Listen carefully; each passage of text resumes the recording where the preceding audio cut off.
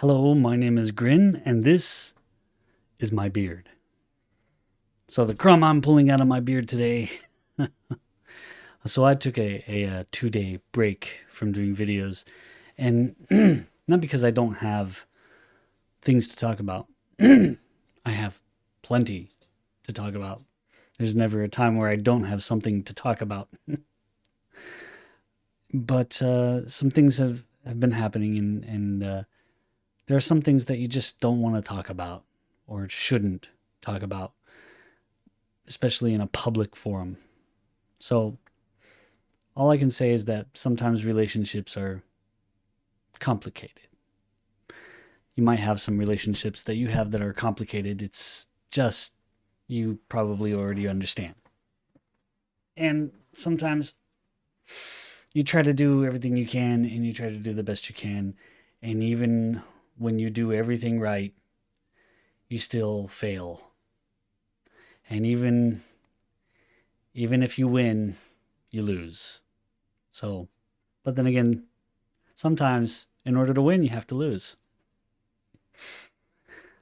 Uh, I think it's mostly just my own feelings. And this is something that everybody has to go through at some point in time. So it's like you feel like, why are you doing anything?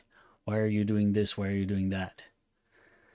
And I kind of wish that everybody had a great teacher, a great teacher Onizuka or something like that. Someone who can, motivate them, motivate you into doing the things that you need to do or doing the right thing. And then there's that case, doing the right thing is the right thing even when nobody's doing it. And doing the wrong thing is wrong even if everyone is doing it. So what do you do? All right. Well, in this case, I don't really know. I don't have all the answers. And that's one of the reasons why I do these videos, because I don't have the answers. And I want the answers. I don't want somebody to tell me the answers. I want to understand what the answers are. I want to talk it out, and I want to be able to come up with the answers on my own. I want to be able to reason and emote and feel what the answer is. Sometimes the answer is obvious. Sometimes it's emotional. Sometimes the answer is not obvious. And sometimes there is no answer. Sometimes you can fix something and sometimes you can't. Sometimes you just need to feel it. And sometimes you need to just forget about it. I have a friend of mine who his relationship is interesting. It's not like he doesn't have love for his wife. He does plenty, but he doesn't have any patience for that relationship. I get that sometimes. He I feel like he's a very stoic person. He just kind of he just goes with it. Doesn't let things bother him too much, although really it does. And that's the thing. Stoicism Stoicism is like the idea of not letting things affect you too much, and just bad things happen sometimes. You just got to keep going. Just got to keep moving on. You can't dwell on it. You just got to continue on. That's Stoicism. Obviously. Meaning, obviously, you just have to keep going, because if you don't keep going, then you're dead. And when you're dead, nothing goes. It's over. So you can suffer anything as long as you're alive. Obviously, you can't suffer anything if you're already gone, if you're dead. And you shouldn't think that that's a way out, because it's not. It's just an end. things don't need to end. I was watching a video where it was it was Star Trek. It was Star Trek: The Next Generation, like an old clip of Star Trek: The Next Generation, where Data, the android, was talking to the guy with the glasses, the guy who used to do Reading Rainbow. I can't remember his name. LeVar Burton. Yeah, LeVar Burton. His character. His character is what? Geordi. So, Data. Brent Spiner. Yeah, and Geordi were talking about why would somebody kill themselves? Why would somebody commit suicide? And Data talks about how he had this problem when he was first come on, that eventually he would have a critical cascade in his neural networks, and it seemed like the best idea would be to erase it all and start over again, which means he'd basically start over, no memories and whatnot, basically committing suicide. He decided not to, because he decided to look at things differently, as everything is just a challenge to overcome, rather than an impossibility of something you can't do anything about. Just everything is just a challenge that you can overcome those challenges. And that's where the saying, what does not kill us makes us stronger comes from. Because when you challenge yourself, you become more skilled at it, including things like critical thinking. Challenge yourself to be wrong, and challenge yourself to challenge yourself. Sometimes if you think you're right, maybe you can think, well, what if I'm not right? And what the implications of that are. So am I right? Am I doing the right thing? Is this the right thing? And this is the dichotomy, because, like I said, even if you do the right thing, you can still lose. You can still be wrong. Even if you do everything right, you can still be wrong. Yeah, so, okay. I'm going to move on to something less heavy, and I want to talk about superpowers.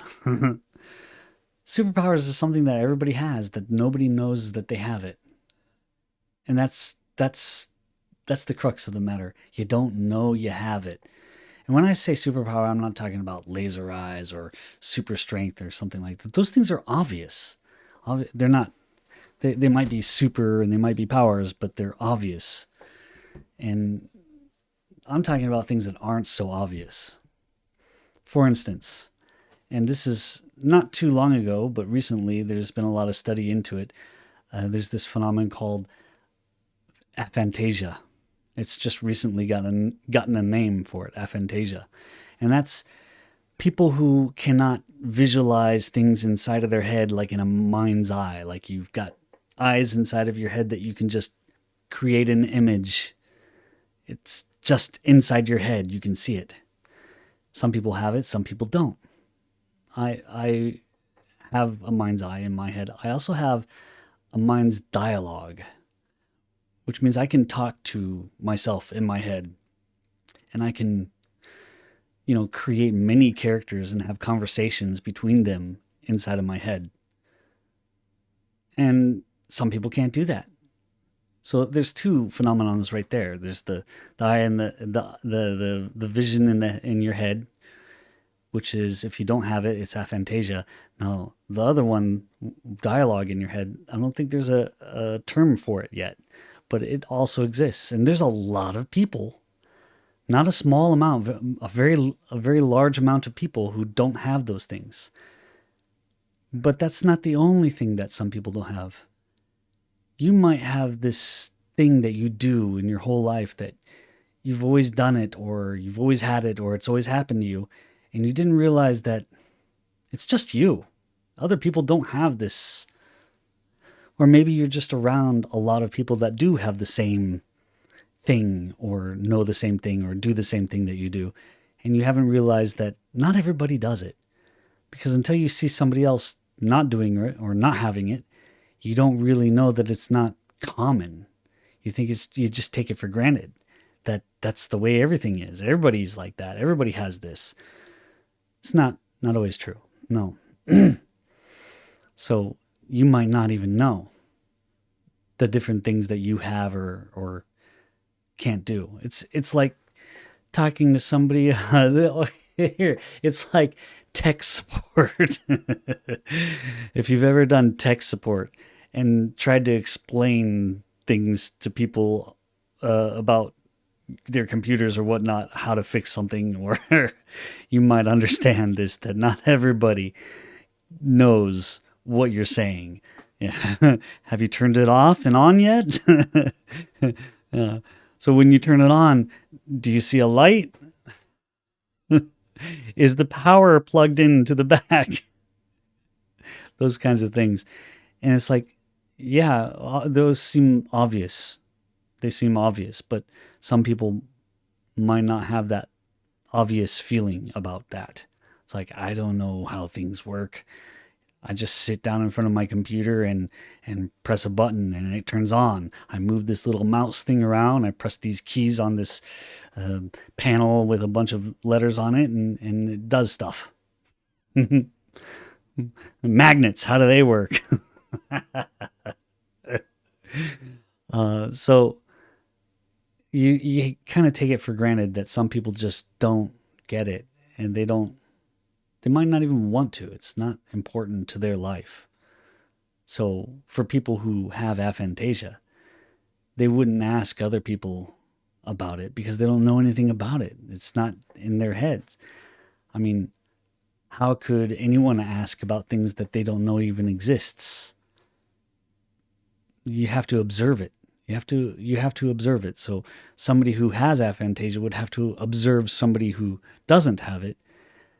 And you can't see inside of somebody's head. So there's no way you would know. So there are superpowers. You could say that a person who has aphantasia has a kind of superpower. In fact, we're coming to learn that a lot of artists have this aphantasia. Drawing, they can't visualize things in their head, but they can create these beautiful drawings. How is that possible?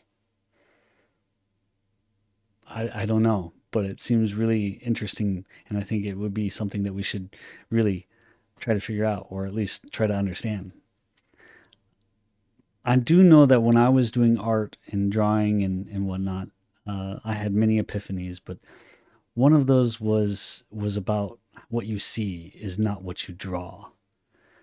See, most people have two eyes, which means you have what's called stereo vision.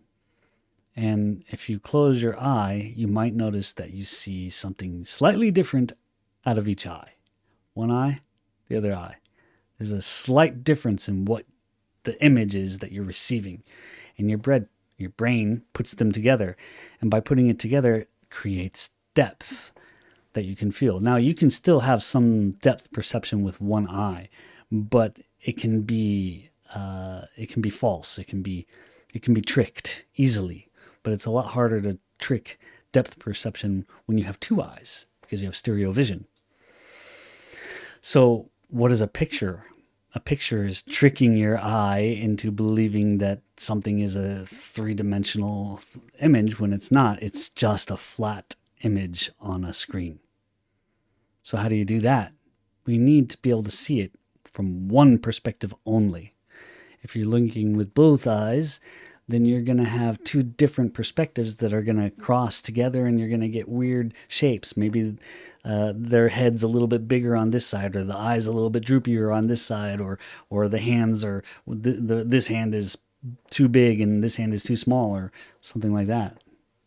All those kinds of things. You're going to have that because you have different perspectives as you're drawing it. You need to be able to see it in one dimension, or not one dimension, 2 dimensions, I guess. 2 dimensions. You need to see it from one perspective. If you're trying to draw something in multiple perspectives, then you're just going to get a jumble of all those different perspectives. So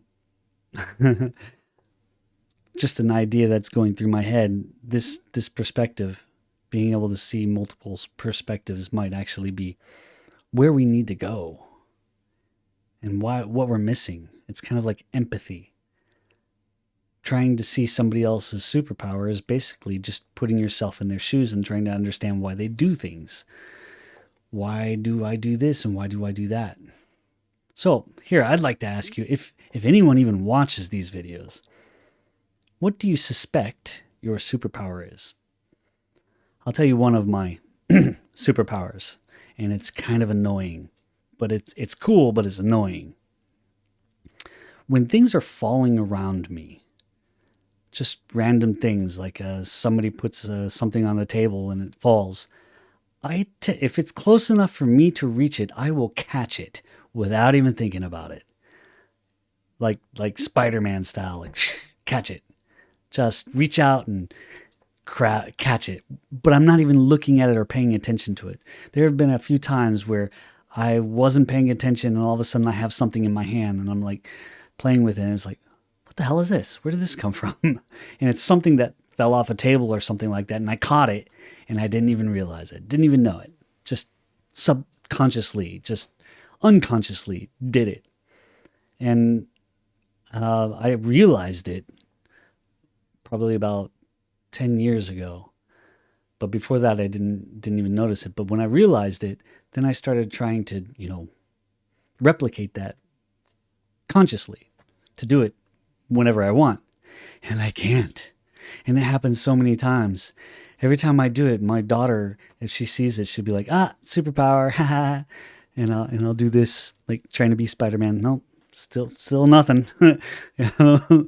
Don't even know what I'm doing. I'm catching stuff for no reason at all. I'm catching stuff. It's cool, but it doesn't help me. I can't fight crime with it or anything like that. It's just a neat thing that my body does on its own or my brain does on its own without any control. I can't control it at all. So that's my superpower. And if you got through the first part of this video to get to this point, you're awesome. But I want to know if anyone else out there has a possible superpower and what it is. What do you think it might be? Whether people have the same kind of thing or not. Like aphantasia. Like you can see things in your head.